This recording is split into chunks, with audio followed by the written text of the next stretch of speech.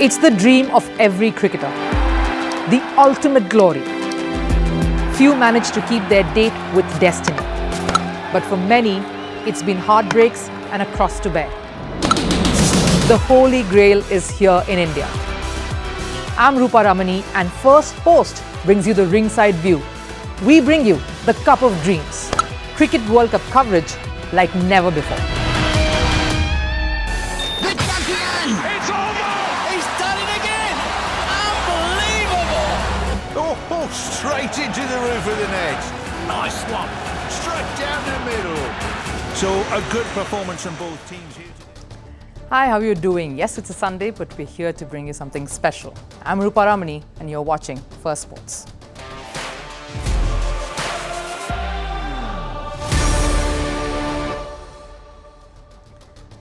Now, welcome to this special edition of Firstpost. I'm sure you watched the India versus Pakistan cricket match last night. It was billed as a high-octane encounter, but on the field, Pakistan was no match for India. India, of course, winning comfortably to surge to the top of the points table. Now, while we rejoice in India's victory, the cricket fan in me just can't help but be a little disappointed. The match was a damp squib, pardon me. There was a time when India-Pakistan matches were nail-biters. We haven't seen one of those in a really long while. It's no longer a clash of the titans. The Pakistan cricket team are mere paper tigers when it comes to India. And what sports without some stiff competition? Success is sweeter if it is hard-fought, isn't it? Much like what India is striving to do as it hosts countries all over the world at the International Olympic Committee session. During the opening ceremony yesterday, the Prime Minister Narendra Modi announced India's desire to hosting the 2036 Olympics. All this and much more coming up. But first, a look at the headlines from the world of sports in Sports 360. In tennis, Poland's Hubert Hurkacz has clinched his second ATP Masters 1000 title. The 26-year-old beat Andrei Rublev of Russia 6-3, 3-6, 7-6 in a thriller to win the Shanghai Masters. Hurkacz has now won a total of 7 tour-level titles. New Zealand are through to the semi-final of the Rugby World Cup. They beat Ireland in a thriller to prevail 28-24 in the quarterfinals in Paris. The All Blacks will next clash against Argentina on October 21st for a place in the final. Ducati's Francesco Bagnaia won the Indonesian Grand Prix in Mandalika. He crossed the line 0.306 seconds ahead of Aprilia's Maverick Vinales, who came second. Bagnaia has now regained the top spot of the riders' standings after Jorge Martin crashed out. Meanwhile, Yamaha's Fabio Quartararo secured the third spot. Over in cricket, Black Caps suffer a major blow after their unbeaten run at the World Cup. New Zealand captain Kane Williamson has sustained a thumb fracture. This happened during New Zealand's encounter against Bangladesh. Williamson's left hand was hit by a throw while he was completing a run.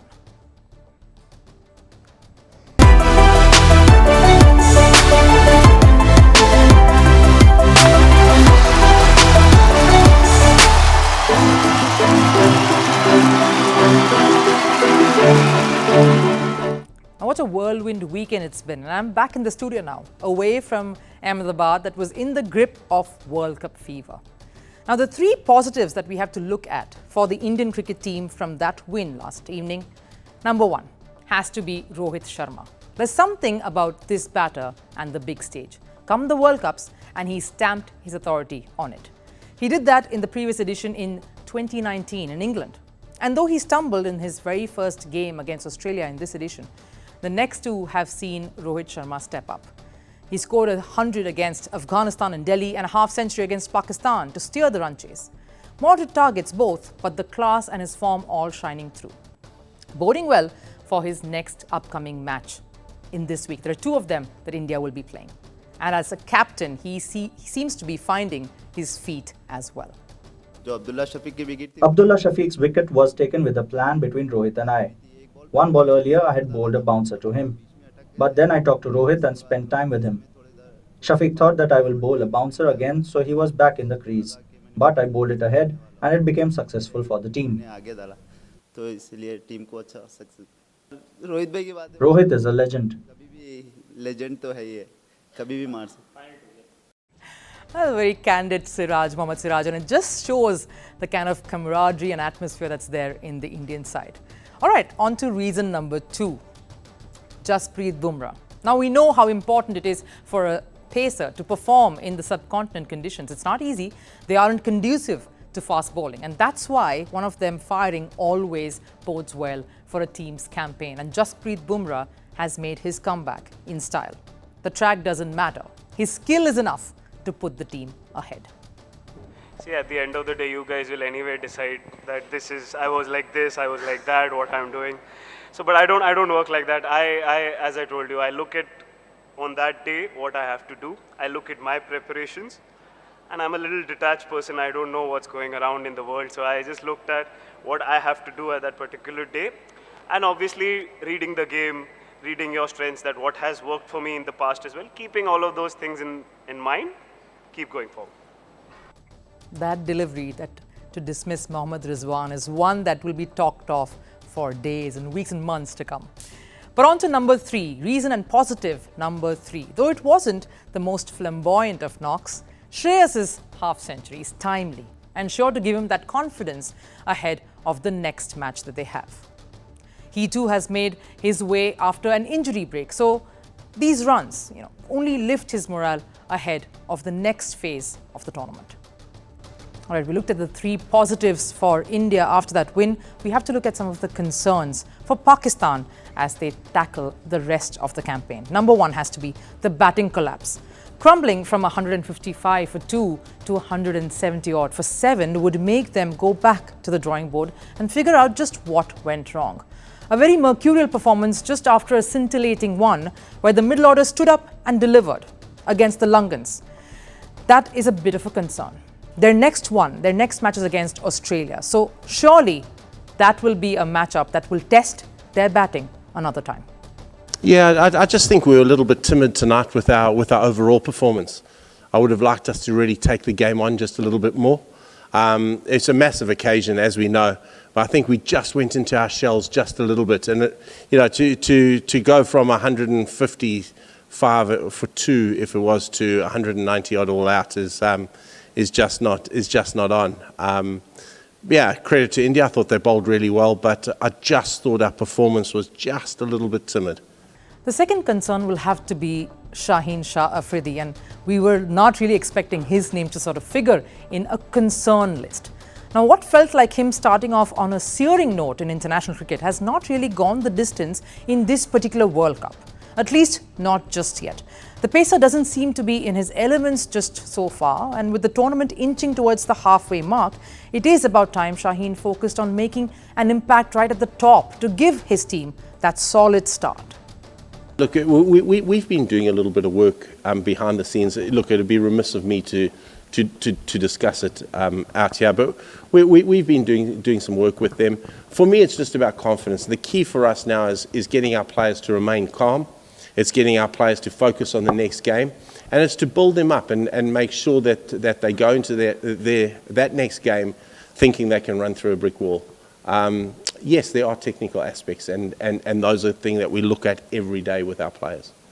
Of course, Coach Mickey Arthur there really sort of softening the blows or the questions coming in from the media. But of course, that leads to the third concern. We spoke about the coach.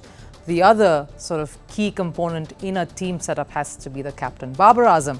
Yes, he scored a half-century, but we really haven't seen the best of him just yet.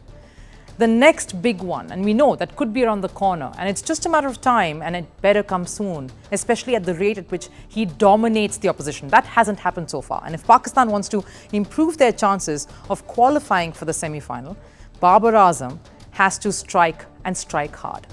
He did well, in fact, in the last edition of the Cricket World Cup, where he struck 100 and 350s.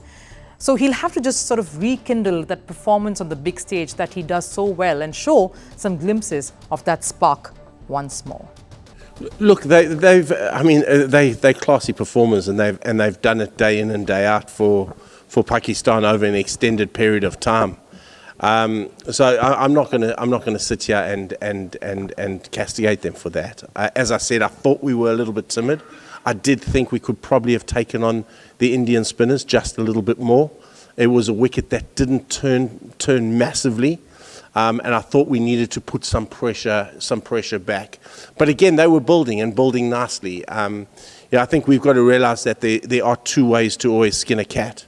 And we've had success by taking it deep and then cashing in at the back end. That's been our style, that's been our brand, but we didn't play the Pakistan way tonight, and that was the disappointing aspect of it for me. And like I said, I was in Ahmedabad for the match. The atmosphere over the weekend was electrifying. The India-Pakistan rivalry has not lost that charm that drives fans to come out in big numbers to support the Indian cricket team, especially here in these conditions, in this country. And Rohit Sharma and company, of course, did not disappoint. We followed the buzz both on and off the field. And to get you a little bit of a recap of all the fun, the flavour, and of course, the spirit of the game, take a look. Well, if you haven't guessed where I am just yet, let me show you how I'm starting my day. There's dhokla, which is chickpea flour. There's the very sugary, sweet jalebi. And the very fried, delectable papra. Yes, you guessed it, I'm in Ahmedabad here, and it's a very special First Sports episode. Sport is all about rivalries. It's about the best taking on the best. It's about the greats in the very sport, living through that legacy, the history of the contest, and passing it on to the next generation. And we're here now in Ahmedabad to preview that scintillating India versus Pakistan clash. Fresh set of faces, but the rivalry is the very same. The head-to-heads that they've had in ODI World Cups alone, India has always had the upper hand.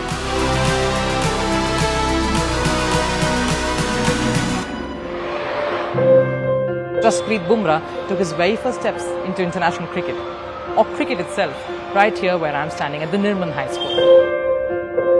This is where it all started for him. Now we know that roots is where your true strength lies. It couldn't hold more true for Jasprit Bumrah. Now the hallways here, the classrooms, the stadiums here, the grounds here bear memories of what Jasprit Bumrah means to not just the school or this area, but the city as well. There are pictures, there are posters, all that are adorning these very hallways here that truly tell the story of Jasprit.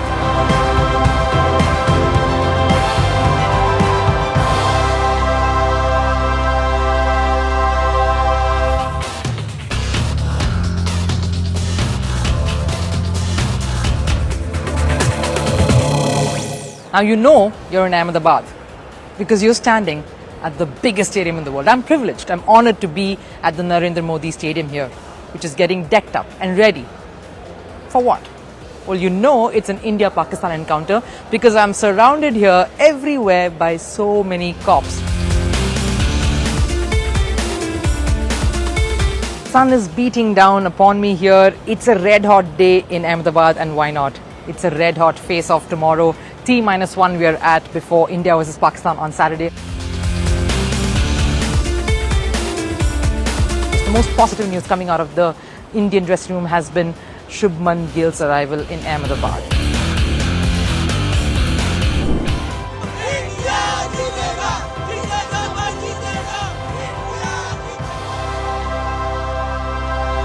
Well, it's the morning here of the big encounter here at the Cricket World Cup between India and Pakistan. We are at Ahmedabad, and I'm starting about 6 hours more ahead to head to the stadium and reach there on time. It's far more earlier than what we usually do to get to the stadium because there's going to be a lot of traffic, there's going to be a lot of crowds here. Everyone's heading to the Narendra Modi Stadium to catch the action. But we're going to get you some stories from the sidelines. Stories of people who are so important to any cricket match. No, we're not talking about the players, the officials, the coaches, or even the broadcasters or us, the media. I'm speaking about the fans, the cricket fans who get to these venues from all over the world to come and experience a day to them that is one of the most special. Okay. My name is Naina Sharma. Sharma. Where are you guys coming from? We are coming from the United States of America. Why did you decide to travel so far to come here to India? I always try to catch the World Cup. This is my 5th World Cup, and I enjoy cricket. I grew up with cricket. Wow. When you say you grew up with cricket, what do you mean? Well, there was a ground in front of my house. That's where the Modi went to school, and I always watch. I never played, but I always watch. And then I enjoy the cricket so much. So I become a Cricket fan. I become a fan. Yeah. Okay, why did you decide to come for this one? Because it is going to be very crowded and today is a big day. Why did you decide to come for this one? I always want to be part of the World Cup. So this is my, hopefully one more after this, but this is main one. So, because it's in India. Even though he had an open heart surgery, he just wanted to see. We are looking at these World Cups ever since 2007. We go everywhere. And you go together? Yes. Do you love the sport as much as he does? No. I go with him because I love him. This time, because of my health, my son wants her with me all the time because something happened and she's there. And is there a thought, do you dream of seeing the next World Cup 4 years later? I'm dreaming, yeah. But God knows if I'm going to be around or not. But I will, I'd like to see one or two more. You know. Just one more question. I wish that Bharat should win all the time and they should get World Cup all the time. 2011 was my best memory. I got pictures all over the house. Yeah. Is that your favorite World Cup? Yeah, because we won. Yeah. Thank you so much for sharing your story and we really wish you all the best. Hope you really have a wonderful World Cup. Yeah. Thank you. And hopefully we see you there. You'll be there, right? Okay, we'll see you there. And one more thing, you are very beautiful. Oh.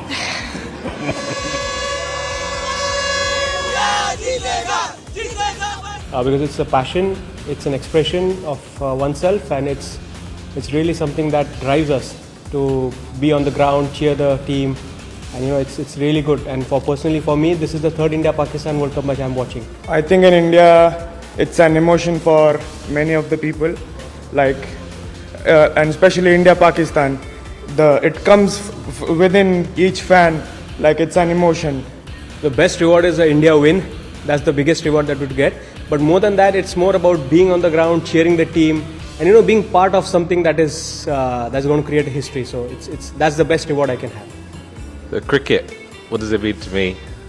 Love of cricket comes from my dad and my family, and I think cricket is just as much about connecting with all of them as it is about the actual experience itself.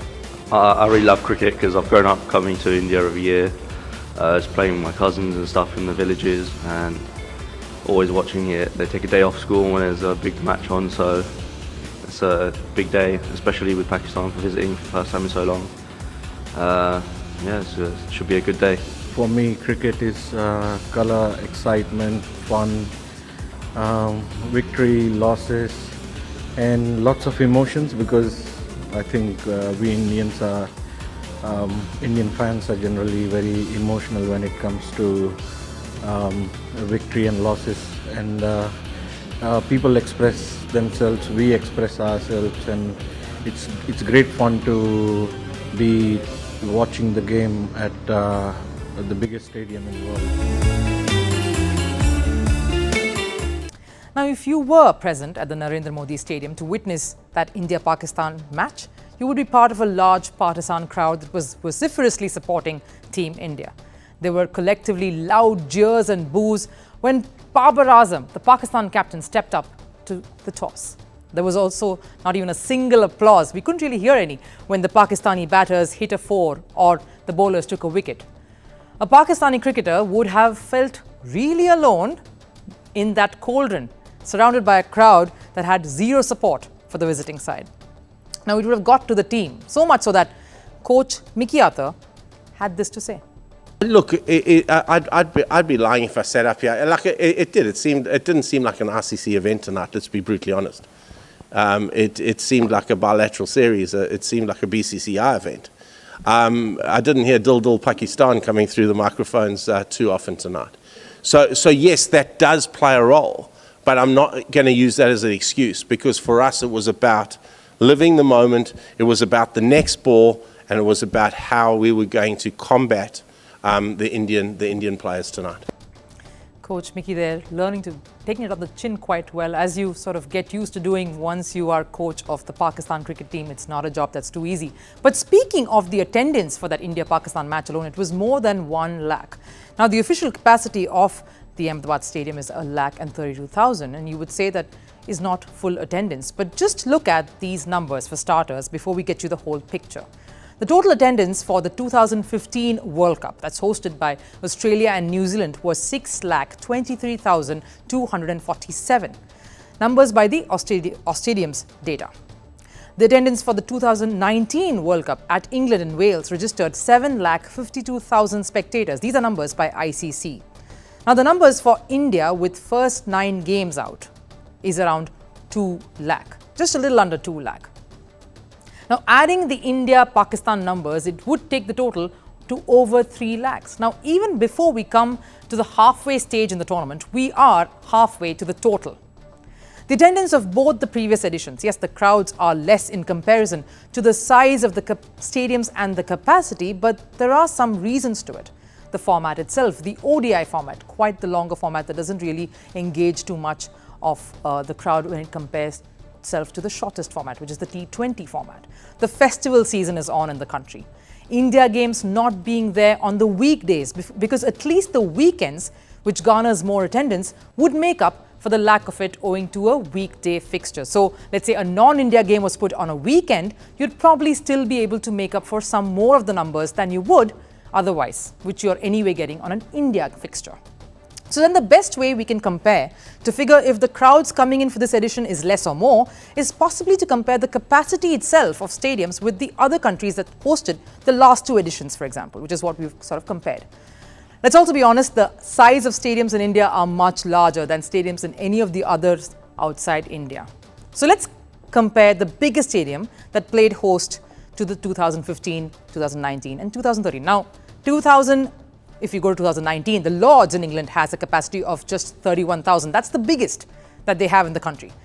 Next, if we look at 2015, the Melbourne, the MCG, the biggest stadium, has a capacity of 1 lakh. And then, of course, comes Ahmedabad, 1,32,000. That's the biggest stadium among all the venues that's hosting the World Cup 2023. So more the spectators then. So the logic says that the number of people attending is more. And it isn't just in this edition of the World Cup that only India matches are getting more attention. Sadly, a lot of the other marquee cricket events around the world only get drawn to the big teams taking centre stage. So the end of the tournament will definitely see the Indian edition of the Cricket World Cup breaking all records in comparison to the others. Because simply put, the proportion between crowds to stadium is always going to be the differentiator in this regard. Now, the pinnacle of sporting achievements is considered to be an Olympic medal. The pinnacle of being a sporting country is to not just win the medals and produce champions who grow and mature to become medal winners, but also to develop the necessary infrastructure, strengthen the roots, and develop a strong sporting culture that gives birth to champions. Now, from a point where India were also rans at Olympic events and a 4th place finish was lauded and celebrated as path-breaking achievements, to now hosting countries all over the world in the very prestigious IOC session. It's been a huge transition as a country where they are fighting to lead the reform and change in sport the world over, and also fighting to change the perception of the world, to see India as a front runner when it comes to being a sporting country. So what is an IOC session? The International Olympic Committee is the body, of course, that governs sport the world over. And they hold these sessions once in a year.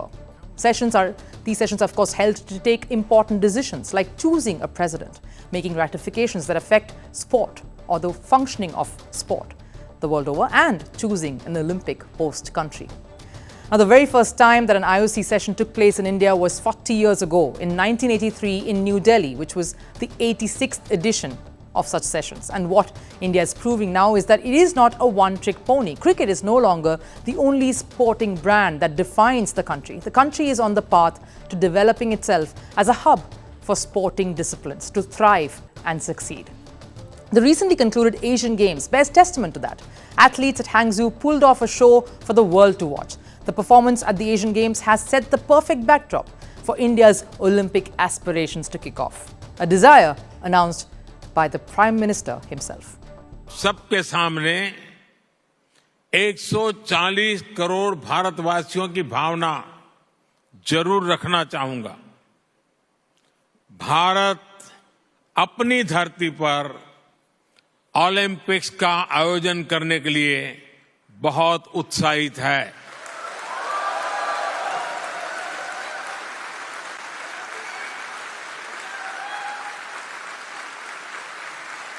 साल 2036 में भारत में Olympics का सफल आयोजन हो, इसके लिए भारत अपने प्रयासों में कोई कमी नहीं रखेगा।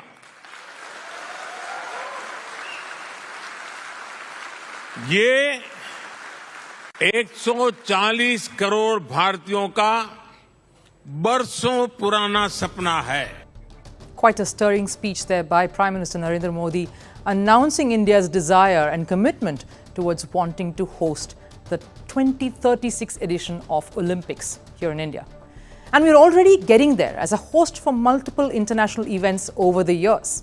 Now, if you just take a look at all the top events that India has hosted, from the Commonwealth Games to the Cricket World Cup that's underway right now, India is not a newbie in the ring when it comes to hosting international meets.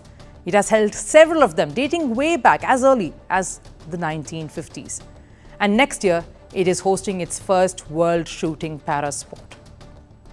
And the meeting is a massive leap towards India's Olympic quest. We saw India's abysmal performance at the 2016 Rio Games. To then straight away recording the best ever medal haul in Tokyo, India is striving to be a leader in the world of sports.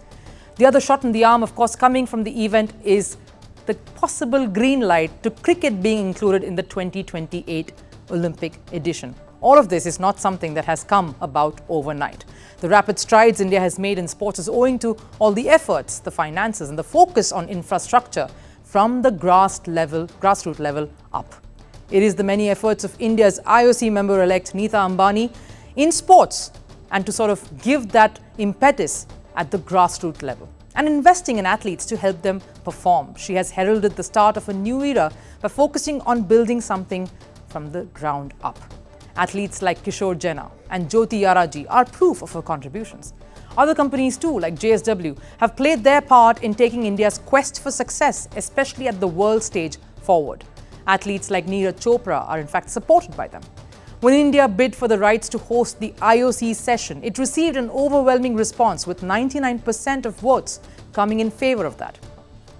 To receive that sort of support means the international sporting community views India as a superpower in sport. The IOC session is just a means to reach that end goal. Let's hope then that India's dream to host an Olympics too is met with equally little resistance. And finally, it's time to end the show now. And on Last Serve today, in the subcontinent, cricket is more than just a sport. We often say the result is a matter of life and death, and sometimes it really is. Just like this fan we told you about earlier, he wanted to watch India play desperately, lest life doesn't allow him another opportunity. He has just had heart surgery. That's the power of sport. The memories outlive the match. Thanks for watching. Have a great day. I always try to catch the World Cup. This is my 5th World Cup and I enjoy cricket. Hopefully one more after this, but this is main one. So, because it's in India. Even though he had an open heart surgery, he just wanted to see. Yeah, but God knows if I'm going to be around or not. But I will. Oh yeah, I'd like to see 1 or 2 more.